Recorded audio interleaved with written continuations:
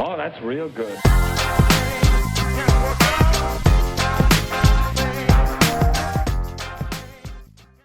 Hello everyone, and welcome to our channel Penny Lesson.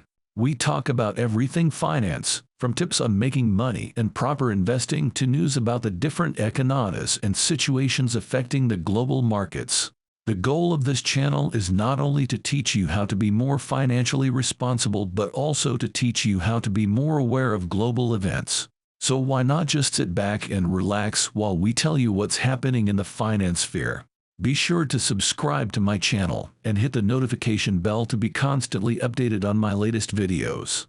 Remember, one penny lesson a day keeps being penny less away. Joining us today is Wayne Gordon, the Executive Director of Commodities and Foreign Exchange at UBS Global Wealth Management.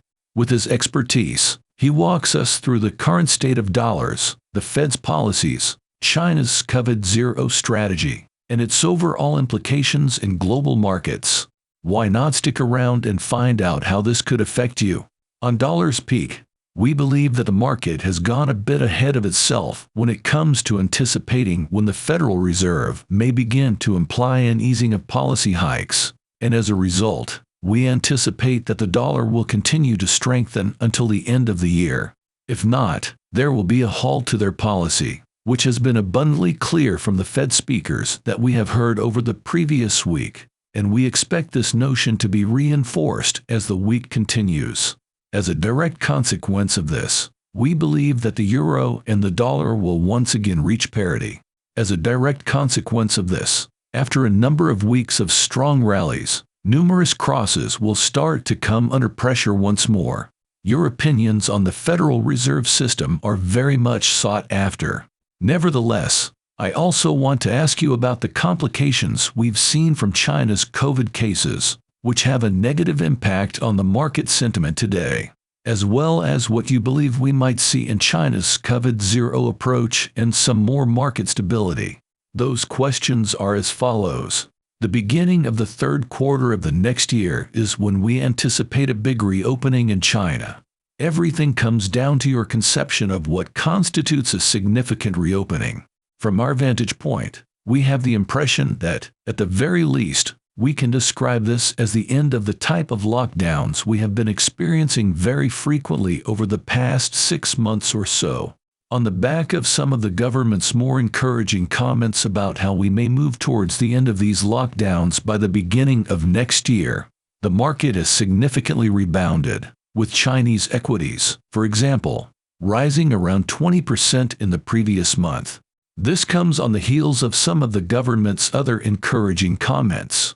People need to keep in mind a few key considerations, which will be discussed further below.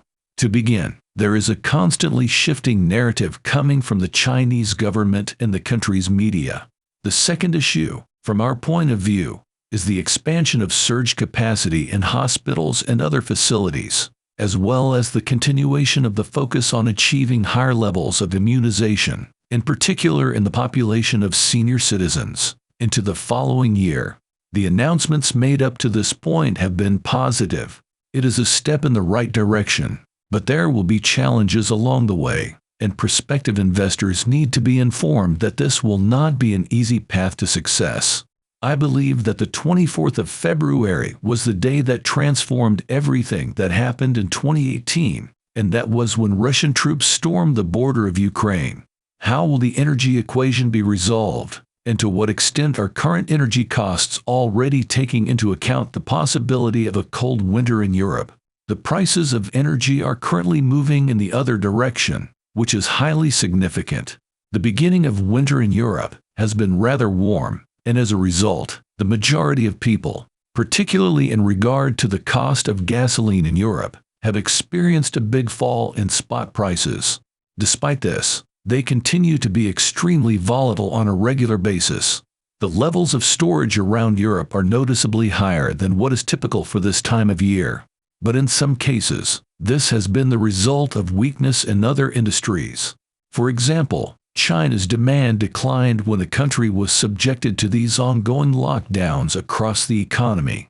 The significant challenge lies in determining how the climate will develop in Europe over the next few months. But there is also a problem on the supply side, as they work hard, or at least Europe works hard, to replenish their stockpiles in time for the summer of the next year. When we take a look at the capacity as a whole, we find that power is still relatively constrained all across the world, notably in crude oil and goods derived from crude oil. We are still seeing very little investment in that sector, which will have a chilling effect on supply for many years to come.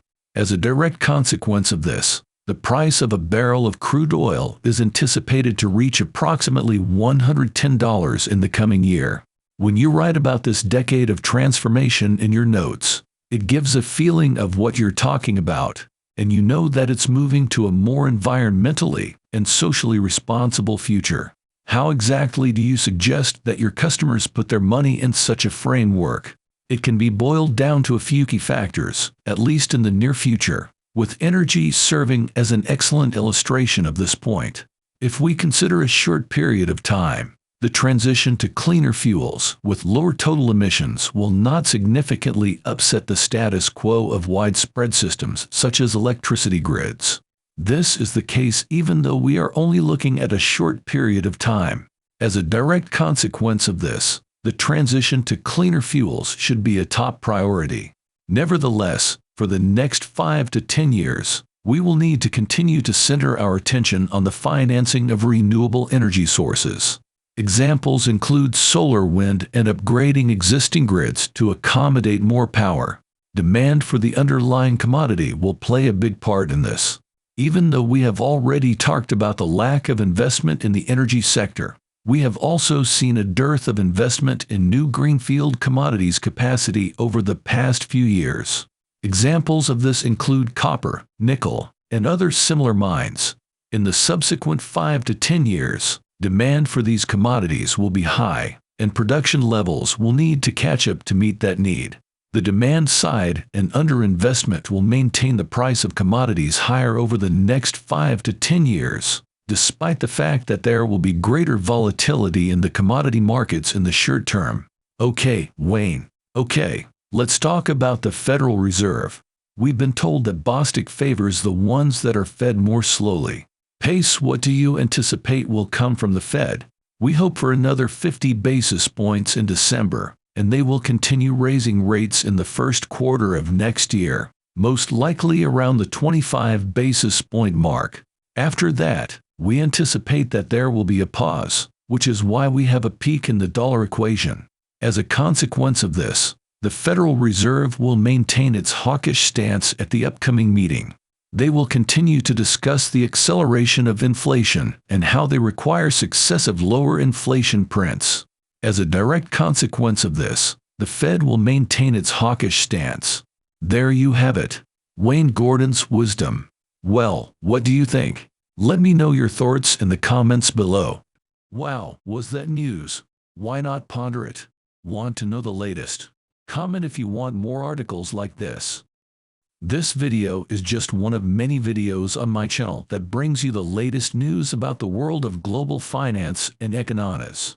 So go hit that subscribe button if you don't miss out on content like these. If you enjoyed this video, please hit the like button. Thank you for all your support, and I'll see you again next time. Remember, 1 penny lesson a day keeps being penny less away. Cheers.